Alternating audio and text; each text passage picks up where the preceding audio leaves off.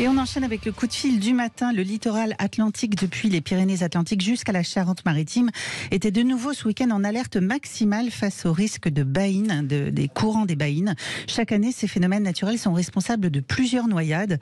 Pour en parler, on reçoit Philippe de Gonneville, maire d'Yverdroite de Lège-Cap-Ferret en Gironde. Bonjour monsieur le maire.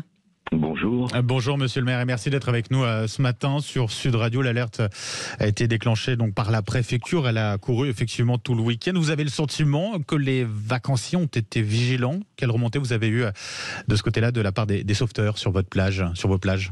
Alors c'est vrai qu'avec l'annonce du danger de courant de baïne proposé par la préfecture, cela nous permet, nous les maires, d'informer la population, qu'elle soit permanente bien évidemment, mais elle est plus consciente du risque, ou les touristes qui nous rejoignent en saison estivale.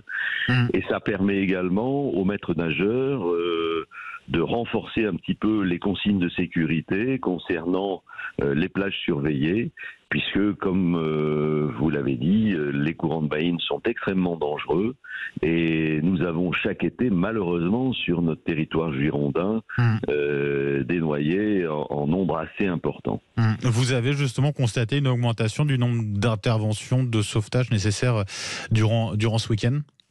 Alors c'est vrai que quand la mer est forte, avec une houle qui ce week-end était de l'ordre de 2 mètres à 2 mètres 50, eh bien les langues de terre, de sable qui délimitent ces baïnes se remplissent, se vident, provoquant des courants extrêmement forts.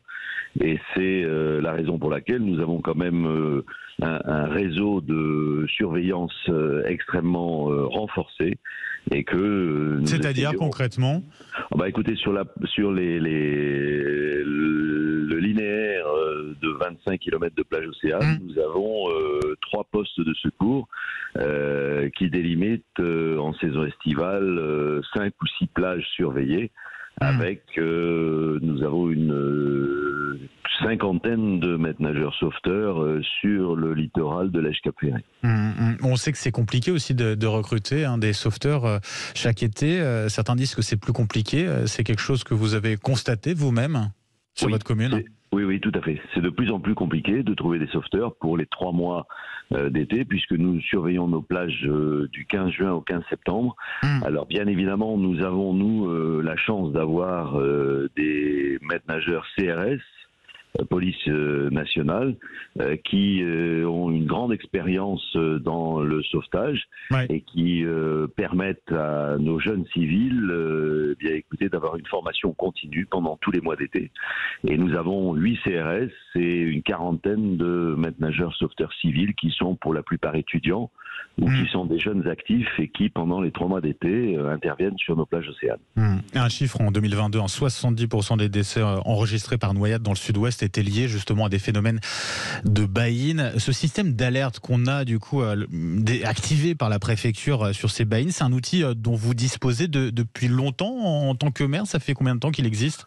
Non, ça fait 2 ans. Alors c'est vrai que les maires du littoral girondin demandaient à corps et à cri à la préfecture de proposer un petit peu comme sur le modèle de la montagne. Vous savez, les drapeaux de surveillance de montagne pour prévenir les risques d'avalanche. Eh bien nous souhaitions que un certain nombre d'indicateurs scientifiques, météorologiques, puissent donner à la préfecture des éléments pour prévenir des risques majeurs de baïnes, ce qui est fait depuis maintenant 2 ans. Et ça permet quand même d'informer, parce que je crois que l'information est extrêmement importante en la matière, et puis de renforcer notre surveillance dans ces périodes-là.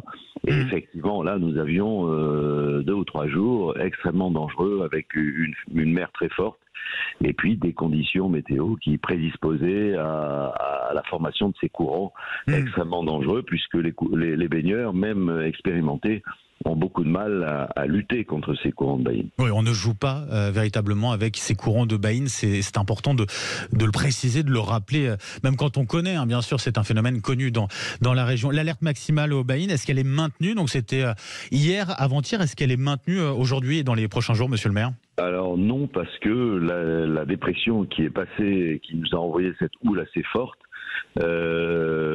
s'éloigne, et par conséquent nous allons revenir à des conditions météorologiques plus classiques, avec des vents d'est et puis une houle qui va baisser, qui devrait s'établir aujourd'hui entre 1 mètre et 1 mètre 50, et puis dans les jours suivants qui devrait tourner autour d'1 mètre, 1 mètre 20.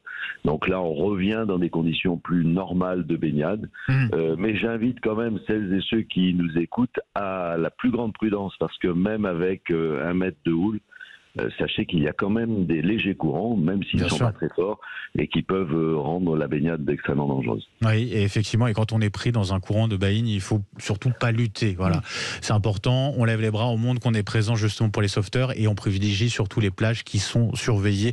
C'est Capital. Philippe de Gonneville, maire d'Yverdroit de Lège-Cap-Ferré. Un grand merci d'avoir été avec nous ce matin sur Sud Radio, et bonne journée à vous. Merci à vous. Au revoir.